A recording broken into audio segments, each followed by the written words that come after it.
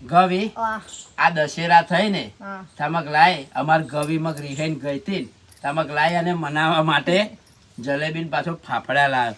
તને તો જલેબી આલુ લે લે આ પેલી પીળા કલરની ના લવાય આ તું કેસરી બકાવ પીરી કે લાલ હા. ચાહણી તો એક જ ઘરી જ આવવાની. લાલ. તો એ પણ મસ્ત પીરી લાગે મને તો. તને વને બહુ પીરી ને બીરી ભાવા ફાફડા ખાઈ સાવ ફાફડા જેવું. ફાફડા જેવી કન ફાફડા જેવી થાલે પકડ આ ફાફડો ખા આ જોડે ચટણી બોય બરાબર હું બોલું લે હું બોલું અને લે આ બપોયાનું પેલું એક સલાડ છે. સલાડ કચુંબર.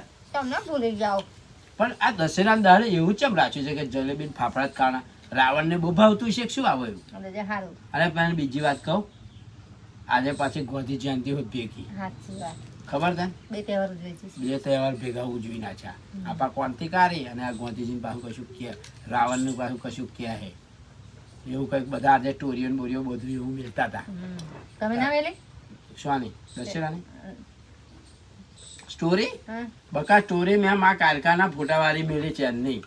આ પેલો રથ શણગાર્યો ને નહીં હારું, હારું. એવું હે. હારું, પણ આ હારું, ત્યાં મને આ પીરી જલેબી નું કહ્યું ને મને ખોટું લાગ્યું. ખોટું લાગે તો ભલા પણ મને પૂછવું તો હતું કે ગવી કઈ જલેબી હવે લાવો? હોજે તમે જે ચકરીએ ગરબામાં ચડ્યા હતા તે આયા 5 વાગે તો હું શું કરું?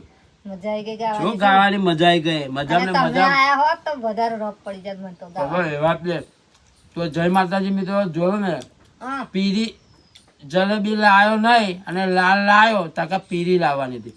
પછી ક્યાં વડવાર થાય પછી કાઢી મેળ્યું ત્યાં ભાઈને એમ કે મારા બોનને કાઢી મેળી. બોલો તમારે શું કેવું? અને બોન